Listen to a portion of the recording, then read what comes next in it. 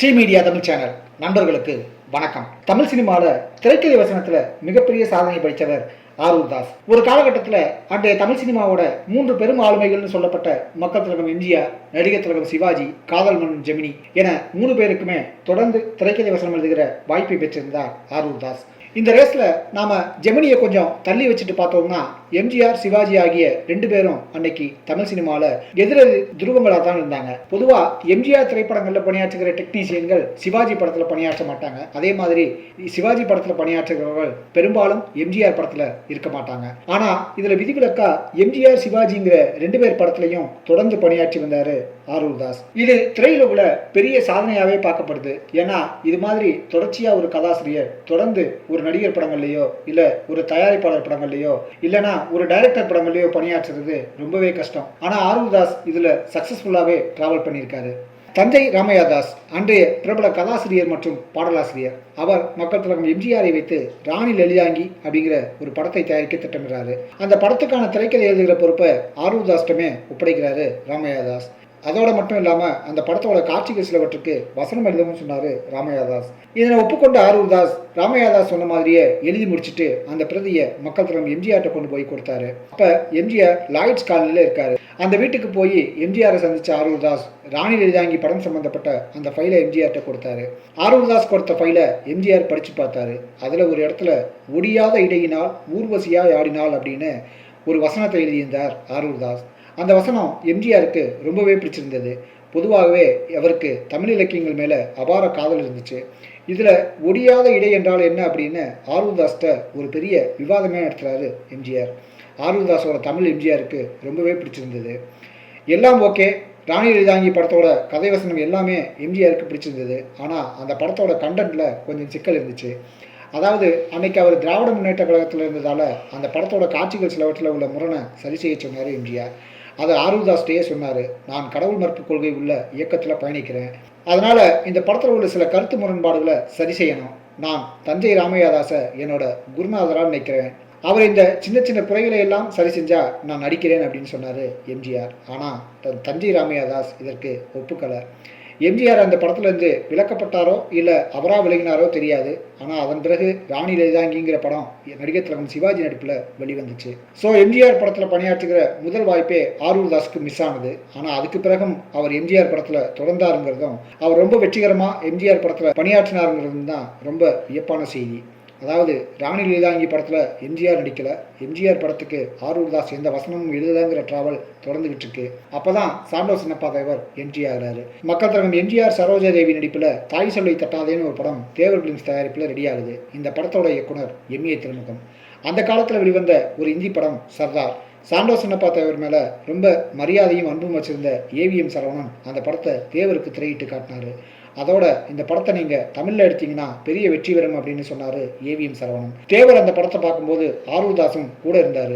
2 பேரும் தான் அந்த படத்தை பார்த்தாங்க. படம் பார்த்த 2 பேருக்குமே அந்த கதை ரொம்ப பிடிச்சிருந்தது. ஆனால் அதுக்கு ரைட்ஸ் அப்படி இப்படின்னு ரொம்ப பிரச்சனை இருந்ததால் அதை விட்டுட்டு கொஞ்சம் அதே பாணியில் ஒரு கதையை ரெடி பண்ணார் ஆரூர் தாஸ். ஸோ இந்த கதையை படம் பண்ணலாங்கிற முடிவுக்கு வந்துட்டார் தேவர். படத்துக்கு அண்ணன் தம்பின்னு பேரும் வச்சாங்க. படத்துக்கு பாடலையும் பதிவு செஞ்சாங்க. ஆனால் அது வரைக்கும் படத்துக்கு யார் ஹீரோன்னு முடிவு பண்ணல. ஆனால் ஆரூர் தாஸ் மனசில் ஜெமினி இருந்தார்.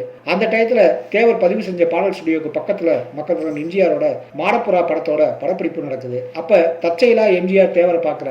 என்னென்ன இந்த பக்கம்னு தேவரை பார்த்து கேட்குறாரு எம்ஜிஆர். நம்ம படத்துக்கு பாடல் பதிவு நடக்குதுன்னு தேவர் சொல்றாரு. அப்படியா, அப்போ பாட்டை நான் கேட்கலாமான்னாரு எம்ஜிஆர். உடனே அந்த பதிவு செஞ்ச பாடல்களை போட்டு காட்டினாரு தேவர். பாட்டை கேட்ட எம்ஜிஆர் பாட்டு ரொம்ப அருமையா இருக்குன்னு சொன்னார். ஆமா, படத்துக்கு ஹீரோ யாருன்னாரு எம்ஜிஆர். படத்துக்கு சரியான கதாநாயகன் தான் கிடைக்கல, நானும் அதனால தான் முருகா தவிக்கிறேன்னாரு தேவர். அப்பதான் எம்ஜிஆர் சொன்னாரு, ஏன் என்னெல்லாம் பார்த்தா உங்களுக்கு கதாநாயகனா தெரியலையா அப்படிங்கிறாரு. எம்ஜிஆர் பேசுனதை கேட்டு தேவர் மிரண்டு போறாரு.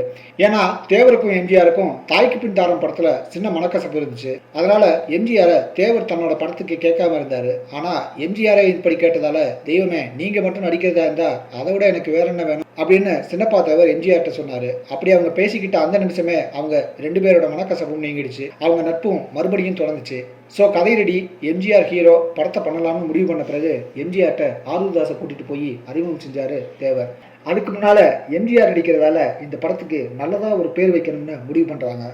என்ன பேர் வைக்கலாம்னு யோசிக்கிறப்ப தான் ஆரூர் தாஸ் தேவர்கிட்ட சொல்றாரு, அண்ணே நீங்களும் தாய் மேல பற்றுள்ளவர், எம்ஜிஆரும் தாய் மேல மிகப்பெரிய பற்றுள்ளவர், நானுமே அப்படித்தான். அதனால நாம பண்ண போற இந்த படத்துக்கு தாய் சொல்லை தட்டாதேன்னு பேர் வச்சா என்னங்கிறாரு ஆரூர் தாஸ். இதை கேட்ட தேவர் ரொம்ப மகிழ்ச்சி அடைகிறாரு. ஆரூர் தாஸுக்கு பெரிய பாராட்டையும் தெரிவிக்கிறாரு. இந்த சந்தோஷத்தோட போய் எம்ஜிஆரை ராமாவரம் தோட்டத்துல தேவரும் ஆரூர் தாஸும் சந்திக்கிறாங்க.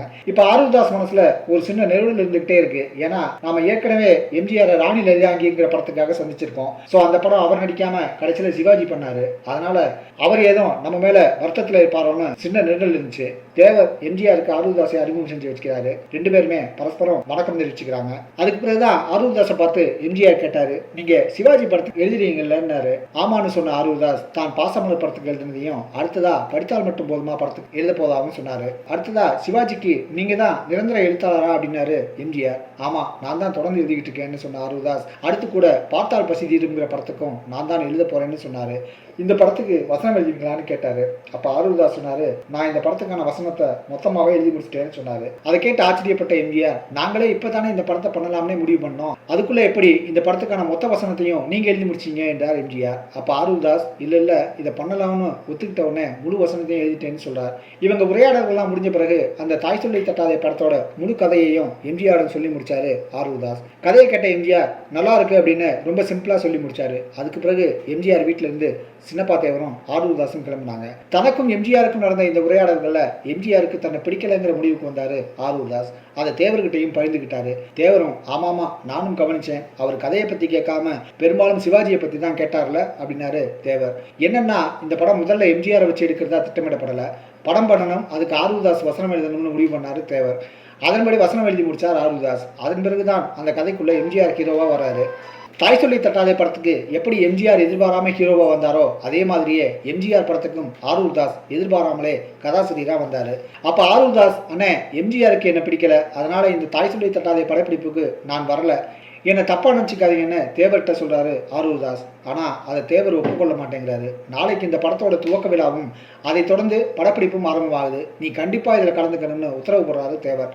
தேவர் எம்ஜிஆர் கூட்டணியில உருவான படங்கள்ல முதல் வசனம் வெற்றி வெற்றி வெற்றி அப்படின்னு எம்ஜிஆர் பேசுவதிலிருந்து துவங்கும். அதை தொடர்ந்து கதாநாயகி எனக்கும் தான் வெற்றி என்பார்.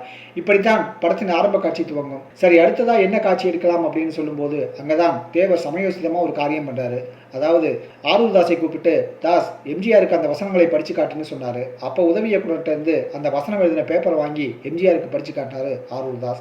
தாய் சொல்லை தட்டாதே படத்தோட கதைப்படி எம்ஜிஆருக்கு அம்மா மட்டும்தான் இருப்பாங்க, அப்பா இருக்க மாட்டாரு. அம்மாவா கண்ணாம்பா நடிச்சிருப்பாங்க. அதே மாதிரி கதாநாயகி சரோஜா தேவிக்கு அம்மா கிடையாது. எம்ஜிஆரும் சரோஜா தேவியும் காதலிக்கிறாங்க. ரெண்டு பேரும் கல்யாணம் செஞ்சுக்க முடிவு பண்றாங்க. அப்ப கதாநாயகி சரோஜா தேவி சொல்லுவாங்க, ஒரு நல்ல நாளா பார்த்து உங்க அம்மாவை அனுப்பி எங்க அப்பாட்ட பொண்ணு கேட்க சொல்லுங்கன்னு சொல்லுவார். அப்ப எம்ஜிஆர் சொல்லுவா, எங்க அப்பா இறந்ததுல இருந்து எங்க அம்மா எந்த ஒரு மங்கள காரியத்திலையும் பங்கெடுத்துக்கிறது கிடையாது. பொதுவா கணவன் இருந்த பெண்ணை பார்க்கறதே அபசகுணம்னு இந்த சமூகத்துல சொல்லுவாங்க. ஆனா நான் விடிஞ்சதும் எங்க அம்மா முகத்துல தான் விழிப்பேன். அதனாலதான் எனக்கு வெற்றி மேல வெற்றி கிடைக்குது. எனக்கு தாய் தான் தெய்வம், அந்த தாய் சொல்லி தட்ட மாட்டேன் அப்படிங்கிற வசனத்தை சென்டிமெண்டா படிச்சு காட்டுறாரு ஆரூர் தாஸ். இந்த வசனத்தை கேட்ட எம்ஜிஆர் இந்த வசனத்தை மறுபடியும் சொல்லுங்கன்னு ஆரூர் தாஸை பார்த்து சொல்றாரு. எம்ஜிஆர் கேட்ட உடனே ஆரூர் தாஸ் மறுபடியும் அந்த வசனத்தை சொல்றாரு. ஆனா இந்த முறை அவர் அந்த வசனத்தை பேப்பர்ல எல்லாம் பார்த்து சொல்லல, தானாவே கடகடன்னு ஒப்பிக்கிறாரு. இதுல என்னன்னா இந்த வசனம் எம்ஜிஆருக்கு ரொம்பவே பிடிச்சு போகுது. அப்ப எதை அடிப்படையா வச்சு இந்த வசனத்தை நீங்க எழுதினீங்கன்னு எம்ஜிஆர் கேட்கிறாரு. அதுக்கான விளக்கத்தை ஆரூர் தாஸ் எம்ஜிஆர்ட்ட சொல்றாரு. இந்த வசனம் எனக்காகவே எழுதின மாதிரியே இருக்குன்னு சொல்லி ஆரூர் தாஸை அப்படியே கட்டி பிடிச்சிட்டாரு எம்ஜிஆர். கிட்டத்தட்ட ஆரூர் தாஸுக்கு அது எம்ஜிஆர் தந்த இன்ப அதிர்ச்சின்னே சொல்லலாம். இதை பக்கத்துல இருந்து கொஞ்சம் அர்த்தத்தோட பார்த்துக்கிட்டே இருந்தாரு சின்னப்பா தேவர். அடுத்ததா நான் கொஞ்சம் கிளம்புறேன், சிவாஜி படம் படித்தால் மட்டும் போதுமாங்கிற ஷூட்டிங் அங்க நடந்துகிட்டு இருக்கு, அதுக்கு போகணும்னு சொன்ன ஆரூர் தாஸை பார்த்து, இருங்க மதிய லஞ்ச் முடிச்சுட்டு போங்க, அண்ணன் என் கூட தான் சாப்பிட்றாரு, நீங்களும் இருங்கன்னு சொல்றார் எம்ஜிஆர். எம்ஜிஆர் கூட தனக்கான அனுபவங்கள் பத்தி தன்னோட சினிமாவின் மறுபக்கம்ங்கிற நூல்ல பதிவு பண்றாரு ஆரூர் தாஸ். அதாவது நான் சிவாஜிக்கு எழுதுறேன், அதனால எம்ஜிஆர் படம் தான் நமக்கு வேண்டாம் அப்படி இப்படின்னு அன்னைக்கு இருந்த ஒரு இளமை வேகத்துல அவரை பத்தி நான் தவறா தப்பு கணக்கு போட்டுட்டேன். ஆனா நான் எம்ஜிஆரை பத்தி போட்ட அந்த தப்பு கணக்கு முற்றிலுமே அழிந்து போனது. எப்போதும் போல எம்ஜிஆர் தான் வென்றார். நான் அவரிடம் தோல்வி அடைந்தேன். ஆனால் அவரிடம் நான் அடைந்த தோல்வி எனக்கு இன்பமாக இருந்தது. எத்தனை முறை வேண்டுமானாலும் எம்ஜிஆர் என்கிற அந்த தூய உள்ளத்திடம் நாம் தோற்று போகலாம் என்று பதிவு செய்திருந்தார் ஆரூர் தாஸ். நன்றி நண்பர்களே, மீண்டும் ஒரு நல்ல தகவலோடு மறுபடியும் சந்திப்போம். நன்றி.